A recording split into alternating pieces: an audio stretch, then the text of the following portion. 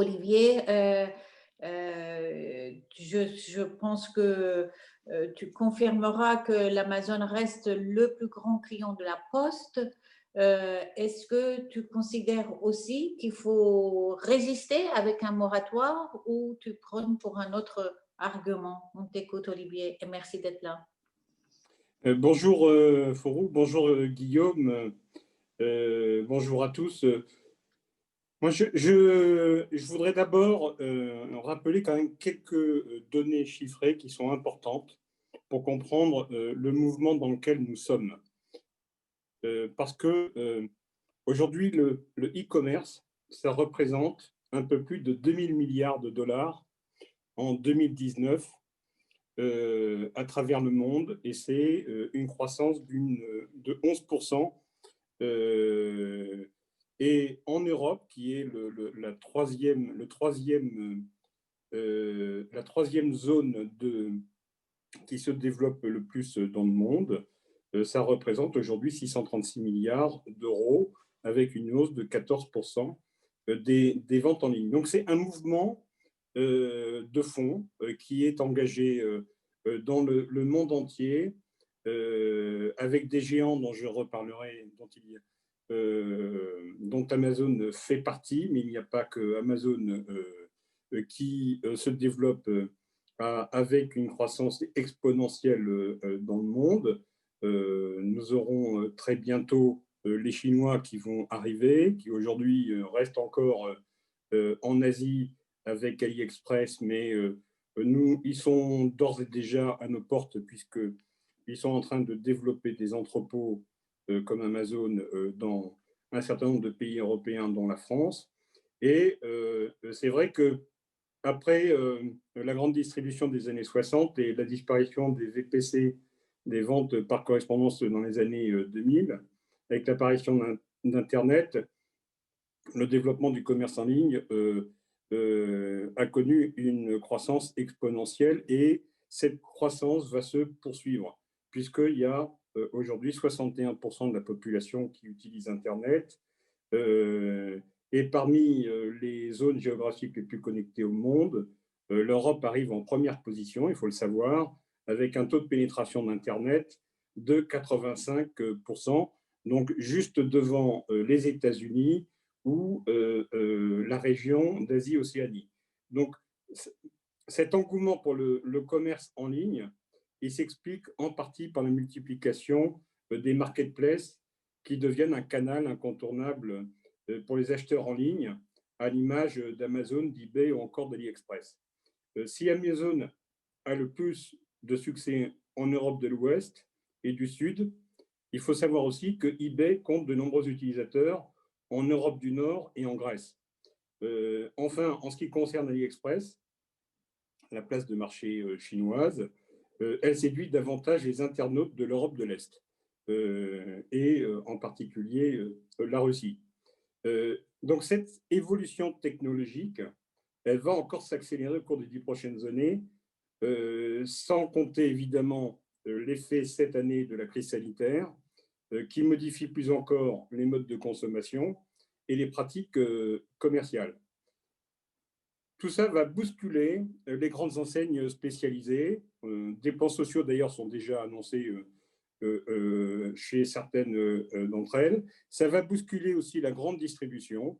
Et on voit qu'aujourd'hui, Carrefour ou Auchan sont en grande difficulté.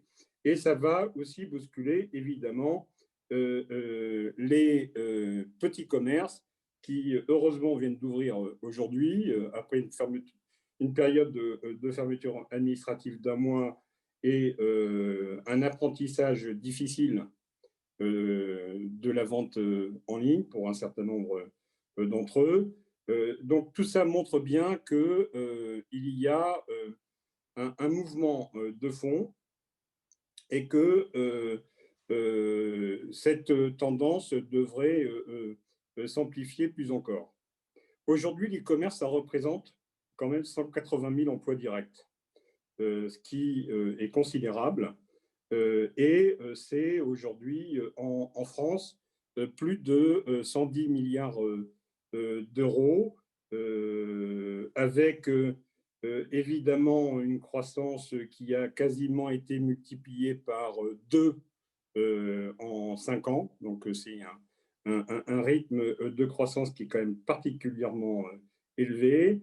Et ça représente aujourd'hui 9% du commerce de détail et un peu moins de 2% du commerce alimentaire hors drive. Donc, il faut relativiser quand même néanmoins le poids de l'e-commerce dans le commerce d'ensemble de détail. Hein, parce que à moins de 10% encore, ça pèse une part qui est relative. Mais cette tendance, elle va évidemment se poursuivre et avec l'arrivée sur le marché européen des sites marchands chinois, il y a Wish, il y a Light in the Box, AliExpress. On voit bien que les produits chinois qui aujourd'hui mettent du temps à arriver en Europe et que quand on passe une commande en ligne aujourd'hui, il faut compter un délai de 15 jours, 3 semaines avant que le produit arrive sous forme de colis dans votre boîte aux lettres ou en instance ou dans un relais commerçant. Ces colis-là, pour l'instant, n'ont pas encore envahi le marché européen, mais du fait de l'implantation d'entrepôts qui se démultiplient ces derniers mois partout en Europe, ces délais vont raccourcir et donc évidemment, ça va rentrer en concurrence directe aujourd'hui avec et les autres places de marché en dehors d'Amazon. Il y a Cdiscount et la Fnac qui comptent évidemment pour beaucoup, puisque Amazon ne représente aujourd'hui que 22% du commerce en ligne en France, avec un chiffre d'affaires de 6 milliards d'euros. On va avoir là, vendredi prochain, ça a été l'objet d'un grand débat, le Black Friday, c'est un moment où on se retrouve avec une augmentation très importante du nombre de commandes en ligne, parce que c'est une période de promotion. Cette année, tout le monde a accepté de la reporter d'une semaine, mais cette journée se traduit par une augmentation significative des ventes en ligne. Et pour la Poste, c'est pour nous ce qu'on appelle la peak période, c'est-à-dire qu'on va livrer 100 millions de colis en 5 semaines, avec des pointes à 4 millions de colis par jour. Autant vous dire que la fin de l'année, c'est aussi une empreinte environnementale qui peut être discutée, évidemment, étant donné que on se retrouve avec de nombreux véhicules utilitaires qui circulent sur les routes partout en France, avec pour certains d'entre eux des modèles qui sont quand même assez anciens et il faut reconnaître qu'on pourrait faire des progrès en la matière, même si, bon, du côté de la Poste, notre flotte est aujourd'hui électrique, mais ce n'est pas le cas de tous les messagers ni tous les transporteurs. Alors, un mot simplement sur Amazon. Moi, je rejoins les propos de Guillaume. Hein, je partage son point de vue, mais j'irai un peu au-delà sur un certain nombre de propositions pour y répondre avec des solutions qui peuvent satisfaire peut-être les collectivités locales et les commerçants. Aujourd'hui, Amazon, c'est quand même d'abord un groupe de services, parce que la croissance la plus forte de son chiffre d'affaires ces dernières années, c'est comme hébergeur de données. Ils ont un certain nombre de sites aujourd'hui où ils font du stockage de données. Ils sont en concurrence directe aujourd'hui avec Microsoft, qui fait la même chose avec Azure. Et cet hébergement de données, c'est un vrai enjeu aussi, parce que il y a des questions sur la façon dont ces données sont stockées et dont elles pourraient être éventuellement utilisées par Amazon pour d'autres fins que un stockage en ligne. Et donc, c'est vrai que c'est un monstre qui peut faire peur, hein. Moi, je partage ce point de vue, puisque ils sont quand même quasiment en pointe, faut vous le rappeler tout à l'heure, sur pratiquement tous les domaines, mais il, il faut reconnaître que son modèle social est aujourd'hui très contestable, puisqu'ils font appel à beaucoup d'intérimaires et d'emplois précaires. Son empreinte environnementale peut être dénoncée, car ils ont des sous-traitants qui utilisent une flotte de véhicules assez polluants. Elle veut devenir, Amazon, une entreprise de logistique, mais elle veut surtout devenir une entreprise de service. Et pour tout client, Amazon a pour objectif de proposer quelque chose, une plateforme de e-commerce, des prestations de stockage, un service de livraison, du conseil en logistique ou en innovation, de la publicité, de l'hébergement cloud, des logiciels de reconnaissance faciale ou vocale. Et cette stratégie de diversification de son activité, eh bien, ça peut devenir un cauchemar demain pour la Poste, pour toutes les postes dans le monde, FedEx même ou EPS. Et donc, ça, c'est ce que nous avons en face de nous. Alors, quelles sont les réponses qu'on pourrait apporter? Évidemment, une taxation des transactions qui pourraient être effectuées sur le site d'Amazon. Et il y a 40 millions aujourd'hui de Français qui utilisent Amazon de façon régulière. C'est aussi, je pense, pour les collectivités locales, une éducation de nos jeunes à consommer local et à favoriser les circuits courts, parce que c'est eux, souvent, les adolescents, les étudiants, les jeunes adultes qui sont le plus sur les sites en ligne. Informer régulièrement les consommateurs sur la qualité, la diversité de l'armature commerciale des centres-villes. Il y a un travail de promotion à faire aujourd'hui de la qualité aujourd'hui des centres-villes, et ça passe par beaucoup de communication et développer des plateformes locales, bien sûr, vitrines des commerces qui sont implantés dans la commune. Nous avons à la Poste Ma Ville, Mon Shopping, d'ailleurs, qui vient d'arriver à Brest récemment, mais il y a d'autres plateformes locales qui existent. Je ne fais pas que la promotion de celles proposées par le groupe La Poste. Délimiter des zones à faible émission pour inciter les transporteurs à renouveler leur flotte de véhicules et réguler par voie réglementaire les flux dans la journée, parce que je pense que ça, c'est un vrai sujet aujourd'hui. C'est un sujet de logistique et ça nécessite évidemment un travail étroit avec les collectivités locales pour qu'il puisse y avoir des zones à faible émission. Aujourd'hui, c'est une disposition ouverte par la loi. Il faut discuter avec le ministère de la Transition écologique pour savoir comment elles sont mises en place, mais ça permet en tout cas de faire en sorte qu'il y ait une régulation qui se mette en place.